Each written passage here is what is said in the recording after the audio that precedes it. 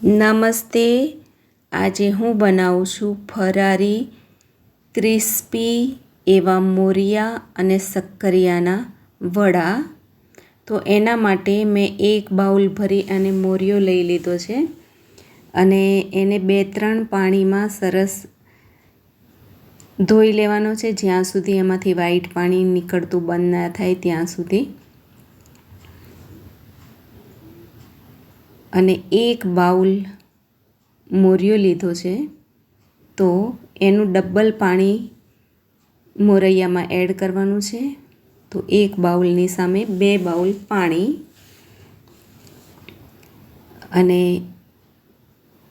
જેટલા મોરૈયો છે એટલા જ શક્કરિયા મેં લઈ લીધા છે. તો શક્કરિયાને આ રીતે છોલી નાખવાના છે અને એના નાના નાના પીસ કરી અને કુકરમાં એડ કરી દેવાનું છે. દોસ્તો, તમે મારી ચેનલ પર નવા હોય તો મારી ચેનલને સબસ્ક્રાઈબ કરજો અને સબસ્ક્રાઈબ કરવું એકદમ ફ્રી છે.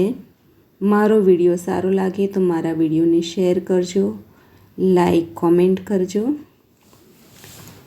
તો શક્કરિયા પણ નાના નાના પીસમાં મોરિયા સાથે કુકરમાં એડ કરી દીધા છે અને હવે 2 વિસલ થવા દેવાની છે. અને જ્યારે કુકરનું પ્રેશર રિલીઝ થાય ત્યારે આપણે એને ચેક કરી લેવાનું છે અને ઠંડુ થવા મૂકી દેવાનું છે. અને જ્યારે ઠંડુ થાય ત્યારે જ એને મસાલા સાથે મિક્સ કરવાનું છે. તો મેં 2 ચમચી તલ એડ કરી દીધા છે, 1 ચમચી ગરમ મસાલો, 1 ચમચી આદુ મરચાંની પેસ્ટ, સ્વાદ અનુસાર સેંધા નમક, 2 ચમચી ખાંડ, આમચૂર પાવડર નાખ્યો છે, તમે ચાહો તો લીંબુ પણ નાખી શકો. હવે થોડો વલિયારીનો પાવડર એડ કર્યો છે. આ બધા જ મસાલા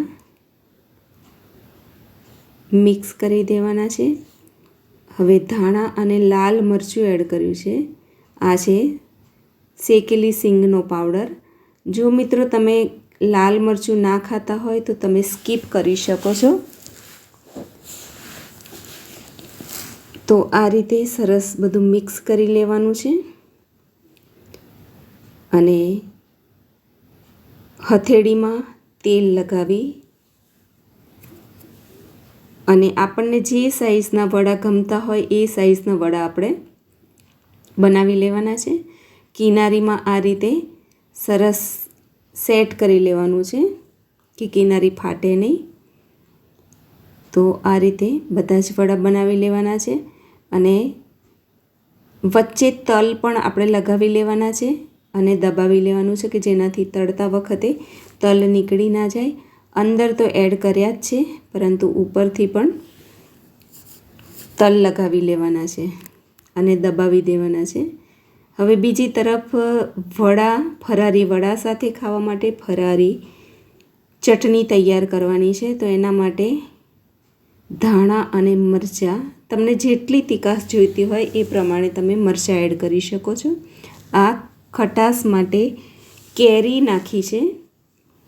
હવે સ્વાદ અનુસાર સેંધા નમક, શેકેલી સિંગ અને આદુના ટુકડા પણ થોડા એડ કરી દીધા છે. 4-5 ચમચી જેટલું પાણી એડ કર્યું છે અને ટેસ્ટી એવી સરસ ચટણી બની અને તૈયાર છે. તો આ રીતે વડા સાથે ખાવા માટે ટેસ્ટી ચટણી તૈયાર છે. બીજી તરફ કઢાઈમાં ગરમ ઓઇલ થઈ ગયું છે, તો એમાં આપણે બનાવેલા વડાને એડ કરીશું. તો કઢાઈમાં જેટલા વડામાં એ પ્રમાણે આપણે એડ કરવાના છે અને આને તળાતા લગભગ 7-8 મિનિટ થઈ છે.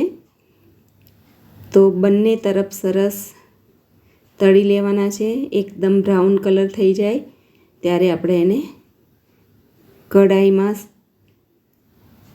સાઈડ પર જારો આ રીતે રાખી અને બધું જ તેલ નીકળી જાય ત્યાં સુધી કાઢી લેવાના છે. હવે બીજો રાઉન્ડ થઈ ગયો છે.